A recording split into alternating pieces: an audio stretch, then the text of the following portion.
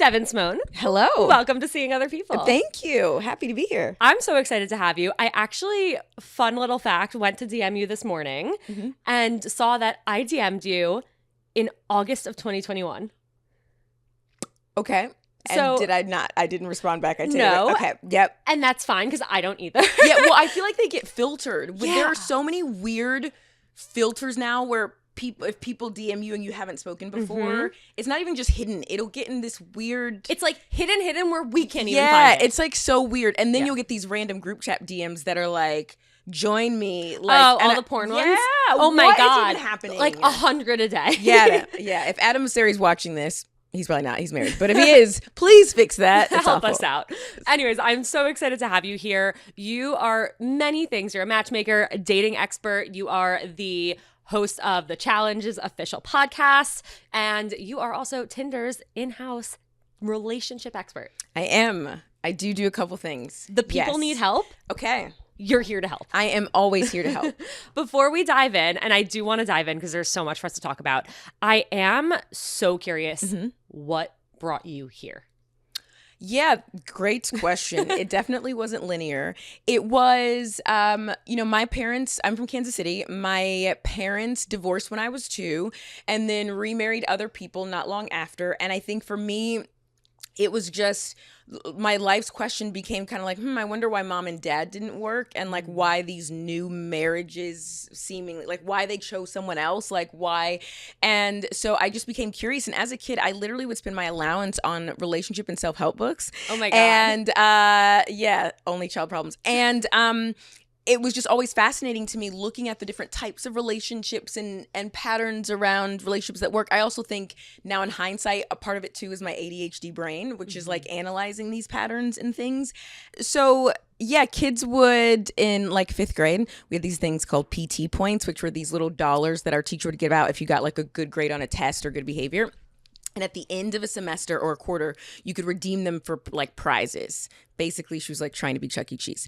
And classmates would pay me some of their PT points to reserve time with me at recess, and I'd set up 2 chairs in the corner and have a notepad and write notes on. I've got awful handwriting though, so that's ridiculous. But they would tell me about who they had crushes on, and I would give them tips on like what they should do. And maybe I might be like, oh, well, you should talk to Jeremiah about it. Or I might be like, girl, it's a lost cause. Run 3 laps around the gym to get the energy out. I'm freaking out. And that was the thing. And so it just evolved. It evolved into, a lot of my own dating experience. It evolved into, once I was of age, of course, it evolved into a blog and then a television show and then just matchmaking and on and on and on. Did you ever figure out why it didn't work with your parents and why it worked for them with other people? Oh God, they didn't need to be together. And I love them, and I love that they have a strong friendship. So I'm so grateful that even growing up and to this day, I'm not forced to choose between. Like my dad still comes to all of the family functions on my mom's side. I think at its core, if I'm being honest, I think my mom was excited about the idea of marriage and being a mom, not necessarily being married with my dad. And I think she felt some pressure around just, being in her 20s and like everybody's getting married. I need to do this. And I think my dad likes the idea of companionship, not necessarily the idea of commitment. Still true. Okay. And so they just weren't compatible in that way. Well, I think what your mom experienced is incredibly relatable. I mean, I feel, and this sounds weird to say, like I feel fortunate that like I did meet my person in my like mid-late 20s and now I'm 30 and I'm married. But I think about if I were single going to all the weddings I'm going to, like I would not be okay. And I would want to be with anyone that would want to be with me. Yeah. And that is such a dangerous place to be. Incredibly dangerous. It is worth the wait. As someone who has been engaged multiple times, but got married at, how old was I? I don't know, 33 or something like that. It was so incredibly worth the wait for the right person. And there is without a shadow of the doubt, like I married the best person I know. And I'm incredibly grateful. And while I get that it can feel lonely, I'd say use that time, even if you are going, first of all, you don't have to say yes to every wedding you get invited to. If you feel like it's not good for your mental health, it is totally okay. Second of all, every relationship you see isn't one to admire, There are a lot of people who've been married or together a long time, but are miserable.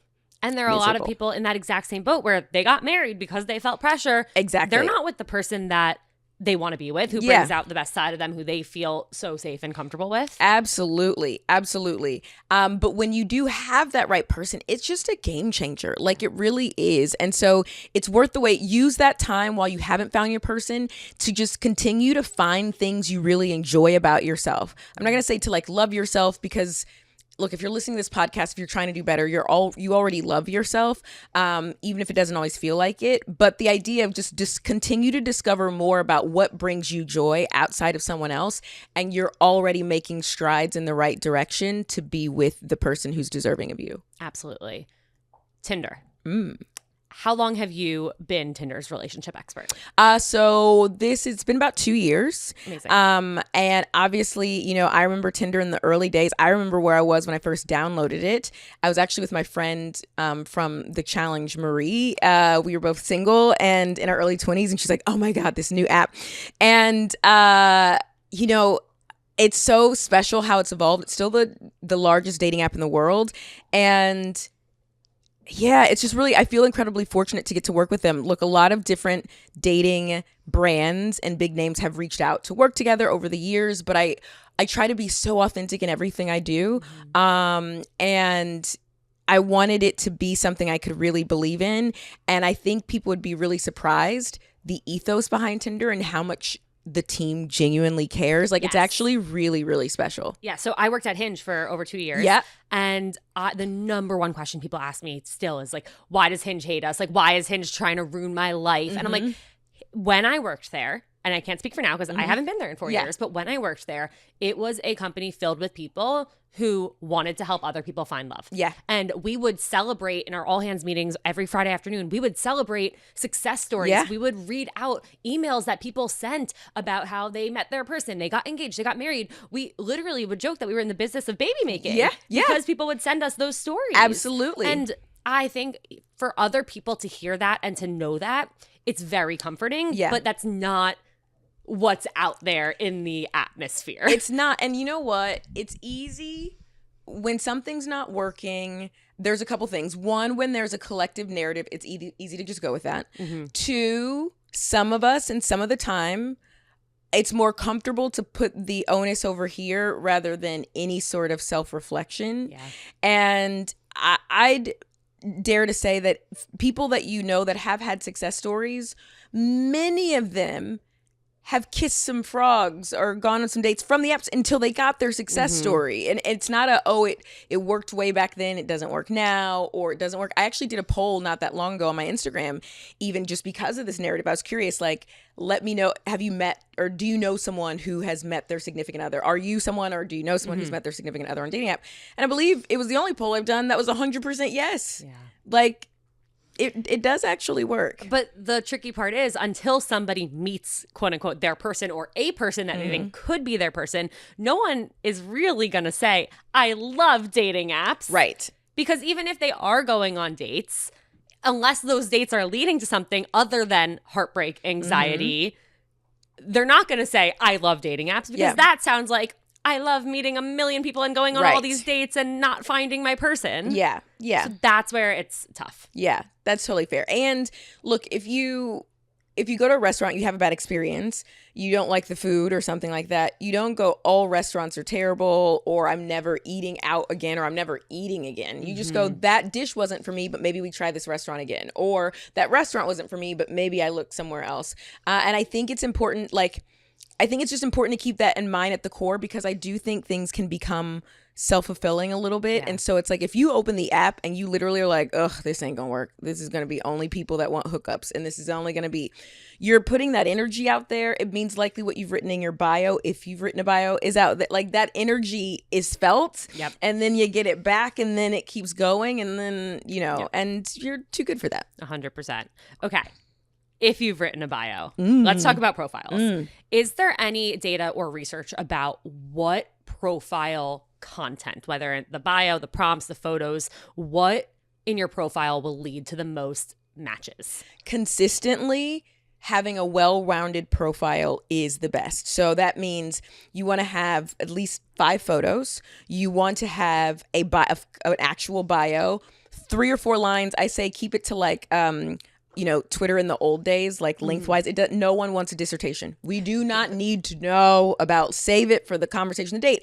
But having a nice short bio, having well-rounded photos. So you want a good headshot, you want a good social shot, you want a good action shot, meaning like you don't need to be jumping off of a building, but an action shot where you're out. If you love to travel, you clearly, the background shows that you're somewhere that's not where you live, right? Social shot, it's like you're with friends, but only one of those. Not all of them social shot. Yeah, I'm sure you already know because people don't want to play Where's Waldo.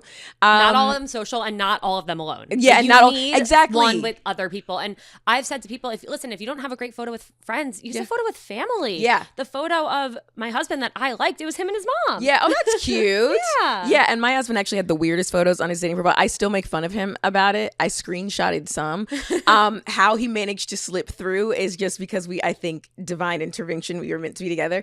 No, it's because his bio is cute. But yes, you want to definitely make sure you have well-rounded photos. Another tip is if you've been on the apps for a while and you feel like it's stagnant, do a photo refresh.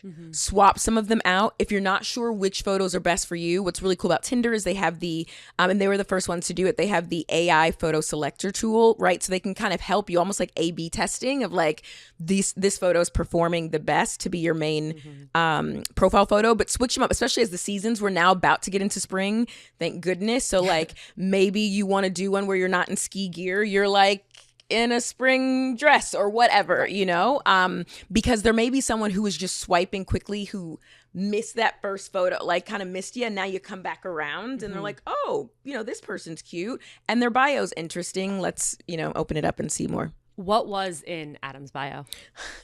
Okay, so this is gonna sound super shallow. Don't judge me. Okay, so we met twice. So we actually met in 2017. We met on an app, and I didn't screenshot his photos then because at the time I didn't know I'd marry him. But I do recall in his bio he mentioned that he was Australian. I'm a sucker for a good accent, and I thought it was kind of funny. Whatever he said was kind of self-deprecating. So I swiped yes. We went on a date. It was supposed to be for drinks, but it turned into dinner, which is the way it really should happen. And we talked for hours. Like, we had so much fun on the date.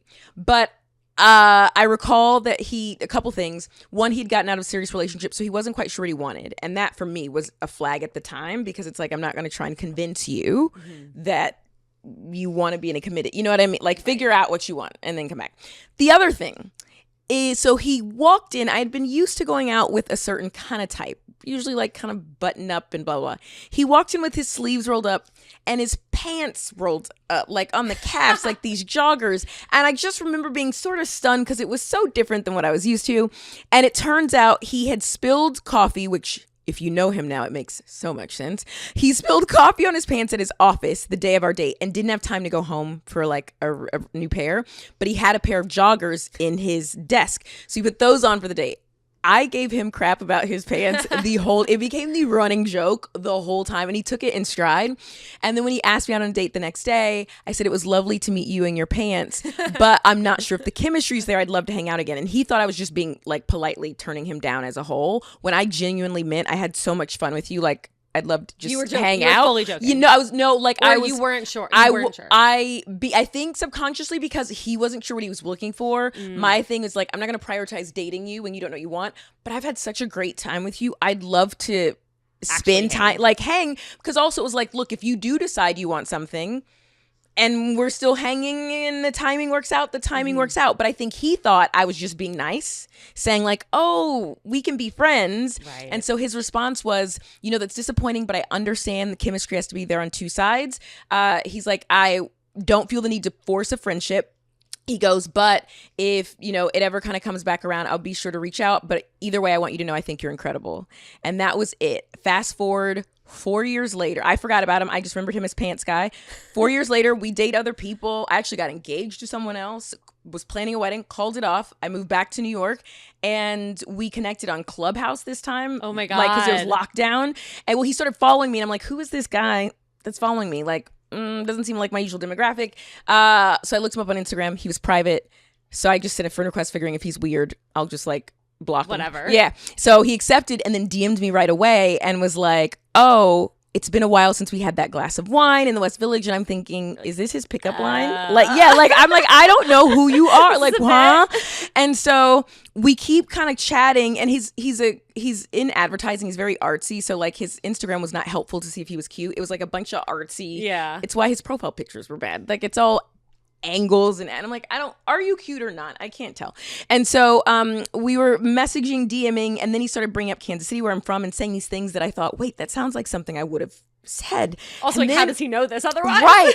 And then I'm like, wait, is this Pants Guy? I mean, I didn't tell him that, but I thought that. And so then my birthday was the next day, and I was traveling, and we exchanged numbers. He texted me the next day to say happy birthday. When he did, all of our old messages had come up, including him asking me out on a second date and me saying it was nice to meet you in your pants with the pants emoji.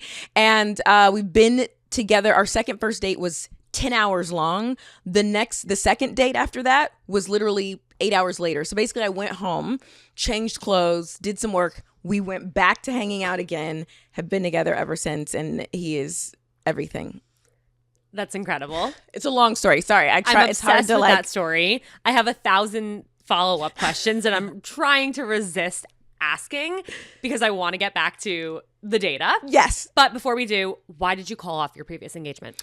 Oh, so yeah, that's a whole other thing. I called off my previous engagement. He wasn't a bad guy. His family wasn't great. And ultimately I realized that I was still in the habit of making myself small to make other people feel big and comfortable, including in that relationship. And my therapist at the time said I basically was like cutting up his food for him and like giving him bite-sized like things, mama information. birding. Yeah, to like help him, but at the detriment of my own self. Yeah. Like I literally was killing myself and didn't realize it. And it wasn't until I pulled out of that I realized it and sort of set a boundary that from then on, I would not make myself small in any capacity for anyone. So when I met Adam, I was very like clear on that. And as we dated each step, I was like, I don't know if I want to be in a relationship. Like, I don't know if, I want kids. I don't know if I was very just so clear. And it made it great because as we got together, I didn't feel like I was doing this and he was hugging me. I felt like I was doing this and taking up all the space and being fully loved for who I was. That's amazing. And that's how it should feel. And it's crazy to think about, like, sometimes I'll have conversations with people. And I remember when I was single thinking, I wonder like where my future husband is and what he's doing right now. And, in Adam's case, his future wife was getting engaged to somebody else. Yeah. And he really lucked out because look, there was non-refundable deposits, but it was worth it. It was worth exactly. I love it. Okay. So what do you suggest for somebody who maybe they don't have many photos to choose from? I know you mentioned like have at least 5 photos. Yep. Have a complete profile. What if someone's photos are straight up horrible or they're all just like the same? Is it better to have a full profile with like the same bad photos or to have fewer or to take new ones? Absolutely, to take new ones. And I know that may sound daunting. I know that may sound like, oh, I'm not going to get it. Look, you can do it in whatever way works for you. 2 things to keep in mind. 1, this is investing in yourself. The other thing is getting into the habit, doing more things this year that move you slightly beyond your comfort zone is going to be such a gift to you in the long run, both in relationships, in friendships, in life, and things you want to do. So you could, if you don't want to involve anyone else, most of us have smartphones now. Most of those smartphones have photo timers. They just do. So one day when the weather is nice, because outdoor lighting is just better than overhead lighting. Overhead lighting creates weird shadows. So go outside. You could do it super early in the morning if you're afraid there's an area where like you don't want people to see you. That's fine. You can go to a park or, you can sort of do it in the late afternoon. But just take a couple different photos of you in different outfits. Or ask your friends the next time that you go out with your friends, be like, hey, do you mind just taking a quick photo of me? Your friends love you. They want to see you succeed. They'll be happy to do that. And you can even say like, I need new photos for my Tinder profile. Yeah, I need new photos for my app profiles. And if you have a friend that you know takes great pictures, then have them do it. Now, if you know your dad is the worst photo taker and has his finger in most of the photos, probably don't ask him for help. But there's absolutely, or again, you can hire a professional. There are so many like people nowadays that offer services specifically for dating profile photos. I will say if you go that route, though, you should still intersplice a few more candids with like friends and family, so it doesn't look too polished. It doesn't look like I hired a photographer to take photos for my dating app profile and here are the curated outfits. Exactly. I completely agree. I also think a fun thing to do is like, if you have another single friend, say, this sounds weird, but bear with me. Like, let's just spend a day and take photos for each other. 1,000%. Brilliant. And then it's fun. Yeah, You can have and a then drink it's fun. while you do it if you want to loosen up. You have a like, support play some system. music. Yeah, Yeah. absolutely. Okay, let's talk about messages. Mm-hmm. Are there any statistics around the type of opening message that can lead to more success? Yeah. So one thing as a whole, like to get more messages in general, right? What we're seeing is the idea of loud looking. So that's a trend that Tinder noticed in 2024, where we have people being much more clear and vocal about, hey, I'm looking for this. Like, I'm looking for these type of qualities, or I'm looking for this type of relationship, which is so great because it means we're moving beyond the situationship trend where it's like, oh, I don't want to say. It goes back to that being small, right? Like, I don't want to really say what I want. I don't want to really. So that helps in terms of the quality of messages you can get or receive back, because you're already being a little clearer about, hey, this is what I get excited by, right? This is something that I'm looking for. And then in terms of the quality, or like the opening messages, so what we found on Tinder is that people are really valuing trustworthiness. They're valuing emotional availability and shared values. So when you lead with messages that sort of imply that, meaning like, hey, baby, it's not, the good way to go. I know. Ugh, so gross. But Visceral something reaction. literally, but something that shows that you took a look at their actual profile, like that you're actually being thoughtful of, like, oh, was that Mount whatever that you were standing by? Or like, wait, you can rollerblade? I once, bust my head trying to do that. Like, how did you learn how to do that? Like, it just comes across as much more trustworthy and genuine. And then shared value. So if you see something in their profile that really resonates with you, you could be like, I think it's so cool you do animal rescue. Like, that's something that's always been on my heart, but I never really knew how to get into it. How did you start? Yeah. Amazing conversation starter, and one that's going to give you a much more well-rounded sense of the person you're speaking with than like, hey, how's your day? Absolutely. And knowing that you have something in common also just helps make it a little less scary when going into a date. Because at the end of the day, you're still going and having time spent with somebody who you don't know. Yeah. And so to know that there's something that you can always fall back on in conversation, I think that just takes a little bit of the pressure off. Can I give a little tip? And this one's going to be pretty controversial. Do it. Okay. It's also probably going to make me sound old. I primarily have gray hairs in my eyebrows, though, so therefore not the rest of my head. So I consider myself not quite old yet. I see none. Thank you. Okay. So here's the thing. And I know the age that we're in, and I know people are going to get pushback, but I'm just saying it because I love everyone listening. When you do your initial messaging, right, on the app, before you transition to actually going on a date, transition to a phone call. You can do a FaceTime if you want to. I actually feel like unless you don't need to, it's more effort. I think a phone call is ideal, even if you're not someone who likes talking on the phone. Totally okay. Doesn't mean you guys have to talk on the phone ever again, really, quite frankly. But what it'll do is it will be a great filter for you for a couple things. One, what if their voice sounds weird and you just got the ick immediately? Wouldn't you rather know that before you put on your shoes? Then can you hold a conversation? Like you said, like, does it flow? It's okay to be nervous. That's normal. But do you feel like you can bounce back and flow? Or do you feel like you're the only one asking questions and this 15-minute phone call feels like 3 years? Wouldn't you rather know that now in the comfort of your home and then be like, you know what? It's been nice getting to know you, but actually I kind of think we're on a different page, than getting dressed up, going and being like, oh, God. Spending money. Yes, being like, this is horrible. And if they're like, oh, I don't get on the phone, or I don't want to call, or they weren't invested in getting to know you anyway. Yeah. They weren't. What do you suggest people talk about on these, let's say, 15-minute phone calls? Yeah, and a good point, by the way. It should be it is not a substitute for the first date. Even if it's going well, it shouldn't be a 3-hour phone call. It should be even if you're like, oh, I've got dinner plans with Barkley. Mind you, Barkley's like chewing his bone, but oh, great talking to you. Yeah, I look forward when we, next week when we're getting together, I got to go. Barkley's in the car waiting for me or something. So you can always just use Barkley as your alibi. He said it's fine. So yeah, what you should talk about. So again, referencing something in your initial maybe text chat or the profile is great. So Barkley's hilarious. Phones.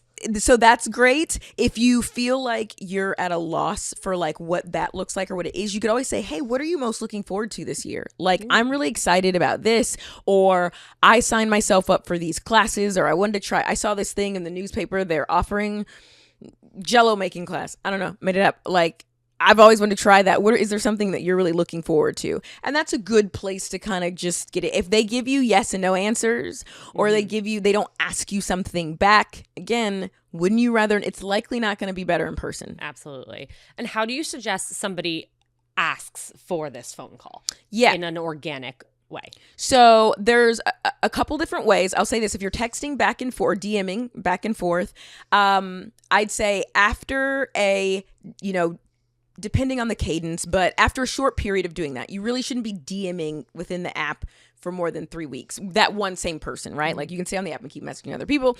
But then you can say, hey, I'm not on here all that often, but would love to hop on a call sometime. So say they ask you a question, whether it's like, how's your day? Or, oh, did you see this? What are your thoughts on that? You could be like, oh my God, I have so many thoughts.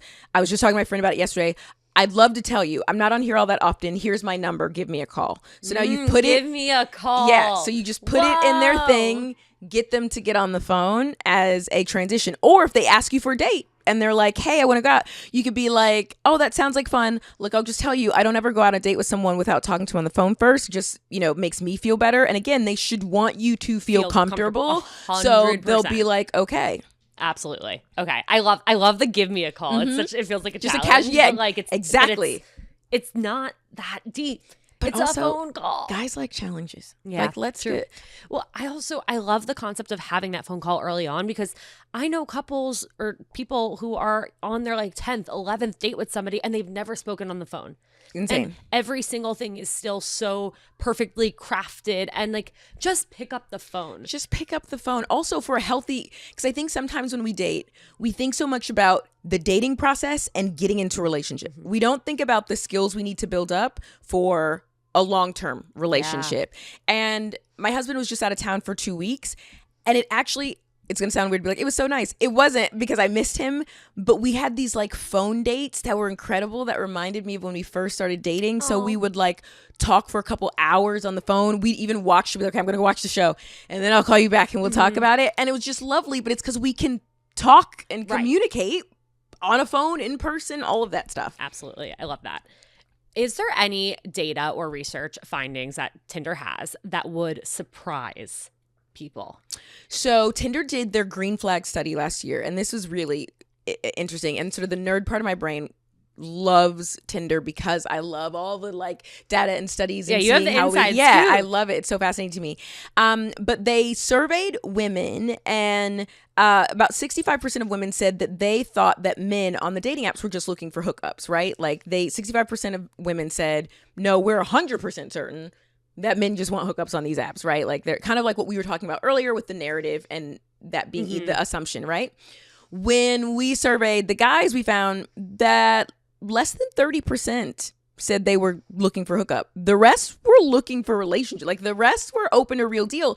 And that's a big gap. Like that 65% of women, almost 2/3 were sort of dismissive of the experience, assuming that no guy who's looking for something serious is on an app, when that's just not true. And so it sort of comes back to being careful of these misconceptions and how they can limit us. Yeah. In a way, and also goes back to the dating apps can be what you make of them. Absolutely. Like anytime someone tells me that on a dating app all they get are people talking about sex or da-da, I'm not gonna lie. We listen, we don't judge, but I am side-eyeing a little, because if that's all you're getting, now we need to recalibrate. What are the conversation starters? What are the photos? What's in the bio? Like, why do people feel comfortable doing that consistently? Right. Because that's not everyone's experience, and it doesn't have to be yours. And what types of people are you attracting with what's Who in your are you profile, swiping? and who are you swiping on? I love to play the swipe game with clients. Like when matching, it's like, okay, I want to see who you organically are saying yes, like what profiles. I do that with friends too, because a lot of times that can be eye-opening of like, Yeah, I have a coaching client who one of his main challenges was that he kept going on dates with people he had no interest in, and he was just trying to like rack up the number of dates, almost like dating's a numbers game concept. Okay. And what we realized was he wasn't even excited about the people that he was going on dates with. Sure, he was going on a bunch of dates, that got exhausting. He got burnt out, and it's like, okay, let's take a step back, let's figure out how you can better judge someone's profile so that you're only swiping right or matching with people who you already have some interest in. And then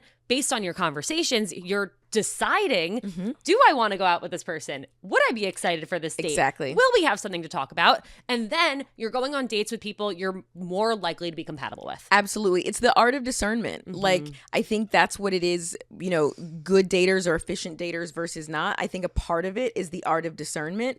And being able to suss that out, like, you know, because you really can be excited by your partner. And like, yeah, I think part of the drive behind all of this, and again, what I love about Tinder is that, like, you can make the love story you want. You really can make it what you want. And Tinder has given us such a gift in being the pioneers, because it used to be that we would marry the people from our grocery store, from our local, you know, synagogue, church, mosque, from school, from work. That was it. And now, literally, the world is your oyster. So if you know that maybe you live in a small town, but one day you plan on studying abroad or even living abroad, or you've always been fascinated by London, whatever, you can even get the passport feature on Tinder. And actually, back when I was single, I matched with this really cute guy in London because I used the passport feature. And it turns out he was from Missouri also. He was an expat living in London.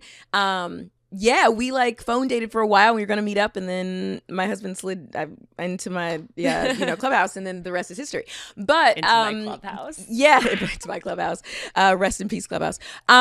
So yeah, like the world really is your oyster, and you can make of it what you want. Yeah, absolutely. I couldn't agree more. As a matchmaker, what do you think, whether on the apps or off the apps, people are getting wrong about their potential partners? Like, we all have this idea in our head of like what the perfect person for us is, but a lot of us are doing that wrong. What advice would you give to somebody who is single and is out there looking and really wants to find someone, but they just keep getting knocked down? Yeah, I'd say, you know, that's a really big question. And it can be a combination of different things for different people. A couple of the most common things that I see, and hopefully it's helpful, is one, get really clear on your must-haves.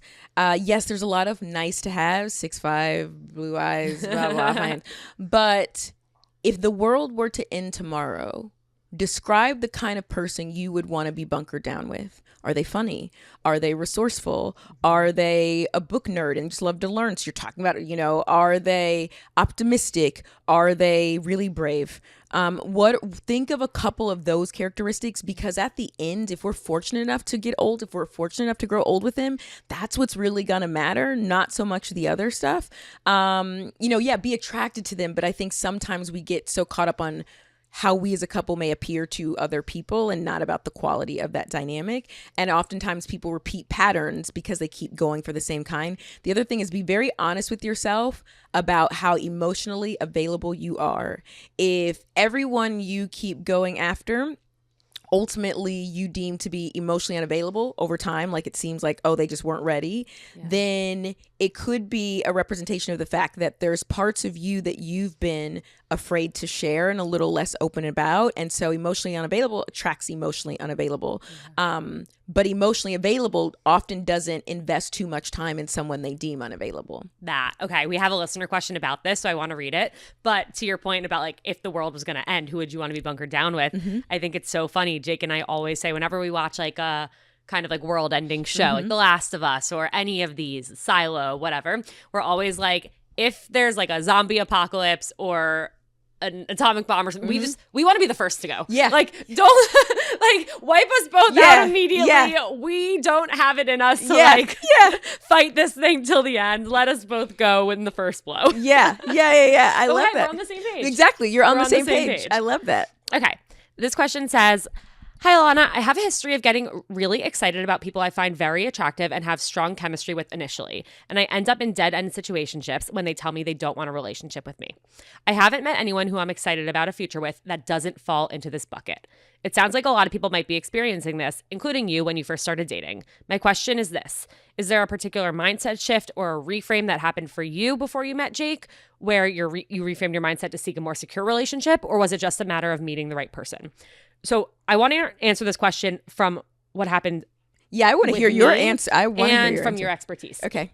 For me, because I completely was this person. Mm-hmm. I kept going after emotionally, not maybe they weren't even emotionally unavailable, but I kept getting into these situationships with all these people who they said they really liked me. They loved hanging out with me. They were down to keep hanging out, but they're not looking for a relationship. Mm-hmm. And so for the longest time, I thought, well, there's something wrong with me that makes people not want to date me. But the reality was I wanted attention. I wanted validation. I was willing to put up with these people. And anytime they told me they didn't want a relationship, I said, okay, well, I'll stick around and convince you. They don't know me well enough to not want a relationship with me yet. Like, they don't know me enough to want a relationship with me. So I'll stay in it. And every single time that ended with me, I basically broke my own heart over and over. And so what happened a few months before I met Jake, I went on a few dates with this guy. I was super into him. It seemed like he was super into me. And it was 2020. And he told me that he was going to go to Florida for the winter with his family where he could be like outside more. And he was down to keep hanging out until he went. But because he was leaving, he didn't want a relationship. And for the first time, I said, I really like you. And this is really hard for me because I want to say yes. And I want to be that chill girl. But I don't think we should continue this because this will end with me getting really hurt. And so if you're not looking for a relationship, then we should stop here. And I felt so much power in doing that. Like, that was a huge turning point for me where I was saying, I'm not going to put up with this thing that keeps happening to me anymore. I'm going to rewrite this story. I can walk away. Yeah, I'm still bummed, but I don't need to keep hurting myself in the same way. And a few months later, I met Jake. And when I met Jake, I don't think I had that same mindset before of like, I need anybody. Like, I need to be with someone. I wanted to be with someone who was right for me. And so I actually went into dating Jake with this much more, I don't want to say healthy mindset, but it was a healthy mindset of like, I'm just going to be myself and I'm just going to vibe and see where this goes. And our communication from the start was so open. We had conversations about what dating was like and what we wanted. And so the whole time I felt so much safer to say what I wanted and to say what situations I've been in the past that I don't want to be in again. And so I think it was a combination of like me becoming more secure with myself and me breaking that pattern. Yeah, absolutely. And I love that you said so many great things. And I think we're actually similar in certain ways between when I called off the engagement and prior to meeting Adam. It had gotten to a point where, it was like, I'm happy to do things. I genuinely was happy to be on my own. Like, in a time when lockdown, when some people were panicking, which I totally get because there's introvert versus extrovert versus ambivert, I actually was like, I had my dog Brooklyn at the time. He was like 14 at the time.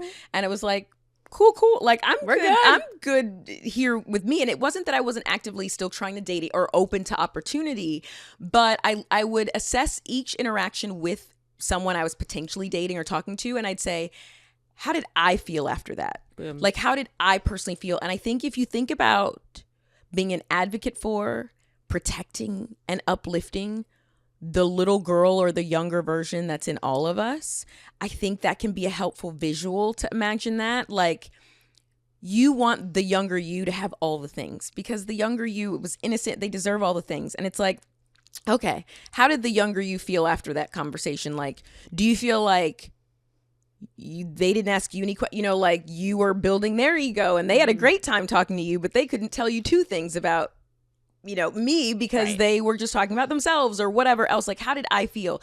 And that was really helpful. And it allowed me to cut some people off that, like you said before, I probably would have just kind of kept around anyway, especially during lockdown when it's like you're not doing much.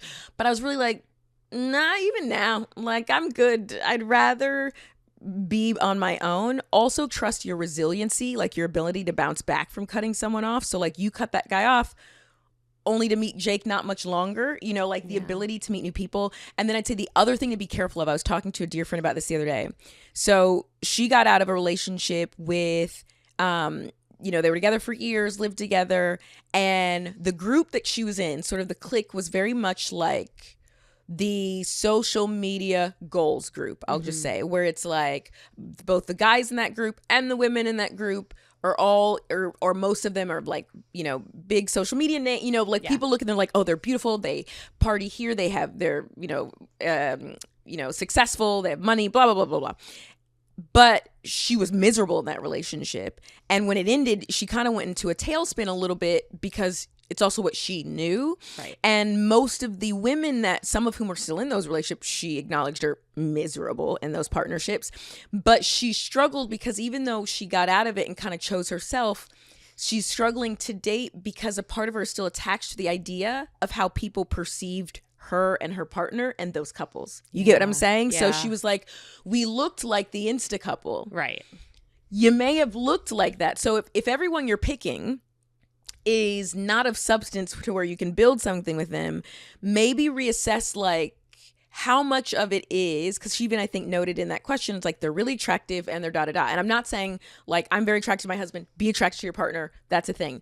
But like, is it just because on paper they look amazing Right. that you're giving them all this leeway? That could be one of the things kind of tripping you up. For sure. I mean, think about like in 5 years, in 10 years, what are your goals? And would this person or type of person be the right person to support you in that and be your partner? I mean, if you want to start a family, look at the person you're dating and think, would they make a good parent? And do they want to be a parent? Do they- want to yeah. be a husband? Let's start Do with they that. want to be a parent? Not Yeah. just do they want a kid? Right. I forgot where I saw that. I didn't come up with it on social media, but it was brilliant. It's like be with someone who, if you want kids, who wants to be a father, or be with someone who wants to be a husband, not just, sure, I want to get married, because it's a very different mindset. If you want to be a husband, you want to be a wife, you want to be a mom, versus like, yeah, I'll have this thing. Yeah. I love what you said about like making your younger self proud and like giving your younger self like everything that you think they deserve. Like for me, when I said no to that guy, I felt so badass. Yeah. Like for the first time, I was like, I made a good decision in Yeah. my dating life. Like I remember feeling like so much energy and pride for doing that. And I think another thing that you pointed out is like, make sure like you like the person. Yeah. Sometimes it's really hard for us to decipher that because we're so obsessed with wanting to be liked. Right. And actually, at the same time that I met Jake, I had gone on a few dates with this other guy and I was obsessing over this guy. And it took a friend saying to me like, Alana, do you even like him? And I was like, well, why does it matter if I like him if he doesn't like me?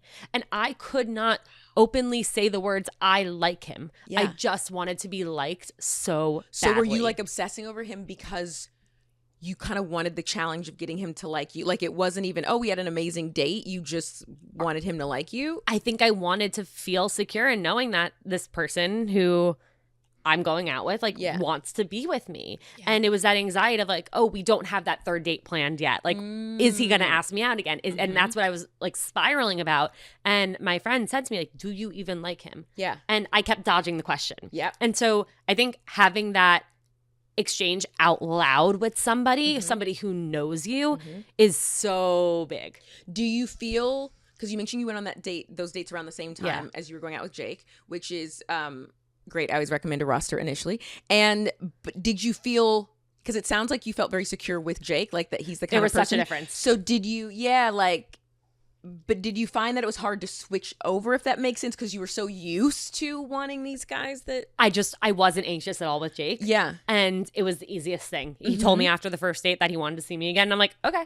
And then after the second date, I was going away to visit family for 2 weeks. He was like, I'd love to talk while you're gone, see you when you're back. And I'm like, okay. I love that. Being able to compare like how anxious I was, like biting all my nails off, checking my phone incessantly, like 2 weeks before with the other guy to like, oh, this is easy. Yeah. It was night and day. I love that he wanted to keep up communication with you even when you were going away. I feel like that's such a green flag and such a good sign. And like the fact that he's like, yeah, I can't see you, but I don't want this to go, like I think that's just so special. And with what you said about like not making yourself small and like taking up space, I think it's so important to tell somebody. It doesn't matter what gender you are. It doesn't matter like who should be the one to say it. Like if you want to see somebody again, if you want to talk to somebody while they're gone, especially trips when someone goes away in early stages of dating, it's really stressful. Yes, it totally is. Just saying that simple sentence can change the entire thing. And know that it's okay to get nervous, because I will tell you. So I told you guys my second first date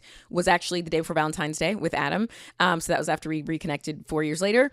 It was like a 10-hour date. So it went into the early mornings of Valentine's Day. And it was so special. We just we went to dinner and then sat on the couch and talked the whole time because everything closed early because it was still COVID. I went home, called a friend of mine, or maybe my friend called me and was like, oh, what are you up to? I told him about this date, and I was like, he's so amazing. Now, Adam and I had already planned or kind of said we'll see each other later in the week. I think we'd picked like a Wednesday or something. This is happening February 2021. This is in, February 2021. Our first date was February 8th, 2021. And he asked me out for our second date accidentally on Valentine's Day. And then he was like, oh, I realized that was Valentine's Day. We could do like the next night. Yeah. Oh my God, that's so cute. So yeah, the same time, like, right at the same time. Same time. And so I went home, like literally, again, this is now on Valentine's Day. I'd gone home. We were supposed to meet later in the week. Plus, like you said, it's Valentine's Day, second date. That's kind of like can be perceived as a lot. But I was talking to my friend that day, and I was like, oh, I don't want to wait till the rest of the week to see him. Like, I really kind of want to see him again today. And my friend was like, my friend was like, my friend was just like, just tell him. And I was like, I know, but like, we just were together for 10 hours, like, da-da-da. And I don't remember the exact text that I sent Adam, but I think I was kind of like, I know we're going to see each other next week, but I think I probably said something playful, like, but if you miss me too much, it's still like today. He was like, all right, I'm doing some work, but like I should be done by like 6:30. Why don't you come over then? And sure enough, not only did he come, he had a Valentine's Day card. He had little flowers, a little thing of flowers, and he'd had all my favorite drinks that I had said the night before, like the flavor of sparkling water I liked, all that he'd had delivered to the apartment. So we've been together ever since. But to your point, just say the thing. Like, I'm so glad that I was just like, you know what? I do actually kind of want to see you again and today. And we overcomplicate dating so much by not saying what's on our mind. But we're not dating mind readers. Yeah. And if it doesn't come back the way that you want, it's such a gift in the end, because you'd rather know now than you be further down the line. It's why loud looking is a thing versus situationships where you're waiting, hoping one day you'll be on the same page. Loud looking is like, no, this is what I like. Yeah. Are we here? Are we not? Yeah. Find out. Find out. Oh my God. Ugh. This has been so incredible. I wish we could talk for 10 more hours. Final question. Yep. What is the best piece of dating or relationship advice that you've ever received or have to give? A lot of good stuff. For simplicity's sake, I'll say something that I try and keep in my mind regularly is someone once told me, I'm here to expand your world, not limit it. And when you think of it in context, like when you have a really good friend and they get a dream job offer, right? Whether it's like to move to a different city or another country or something, you may be sad because you'll miss them, but you're excited for them. Like as your friend, you want them to thrive, right? If you're a good friend. And so you're like, oh my gosh, it's amazing. I'm so happy for you. Sometimes when we get into romantic partnerships, we hold on so tight that we don't realize we're not giving that same sort of like space for growth for the other person. And I think that's so important for your life partner. So it's like, I'm here to expand your world, not limit it. So if you get a new job, that means you're going to be working more hours, or you get an opportunity to go travel to do this thing. I'm going to miss you. Like, yeah, it's going to suck, but I'm excited for you. I'm not going to pull you back and be like, well, you're not going to be home, or what about me, or you're staying out late working, now I'm mad. Like, no. And I think because of that, my husband and I have been able to just continue to grow our careers exponentially because we really are each other's biggest cheerleaders. And I think it's important to remember in the context of a romantic relationship, because it's easy to forget. You find out the love of your life got offered a job in Iowa. It doesn't mean you go to Iowa, but your instinct would be, well, we're not going. We can't do that. Instead of, that's so exciting. How do you feel about that? Right. What do you think for your career? Let's talk about it. Should we figure it out? Like that kind of energy. Yeah. Well, it's thinking of, if it happened to you, how would you want your partner to react? And I also think it's such a good telltale sign. Like, ask yourself, if this thing happened, how would I feel? Because sometimes I know I was in relationships where if like any night, any time that they weren't spending with me, I was anxious about what they were doing and who they were doing it with. And so if that's how you're feeling, that's the biggest sign. Like, you should first of all, you should be able to spend time on your own, and you should want your partner to also spend time on their own, and you should be each other's biggest cheerleaders. Absolutely. And if that's not how you feel, that's something to think about. Yeah. If something exciting happens in your life and your significant other isn't the first person you want to call and tell, and if you don't feel like you're going to be met with anything but, I am so freaking excited, I am so freaking proud of you, you probably deserve better. Yeah, absolutely. Devyn, this has been so great. Thank you for being here. Where can everybody find you? Thank you for having me. You can find me on Instagram. That's Devyn with a Y, Simone with an I. Or hang out with Barkley. Barkley, I didn't forget you. We are going to hang out. Barkley just growled for the first time this episode. Like, are you not going to, close out with me too? Come here, bud. No? Okay. He's looking so serious. I love Barkley. You can also find me on my website, devynsimone.com. And yeah, you'll see me around doing all the things. Amazing. Right, Barkley? Barkley, come here. Where's Devyn? Yeah. He's very good at that. It's his best trick. Good boy. I love you so much. I'll have all that linked in the show notes, you guys. Devyn, thank you again. Thank you. Everybody, send this episode to a friend who needs to hear it, because we all have at least 5 friends who will learn so much from this. I'll talk to you guys next time.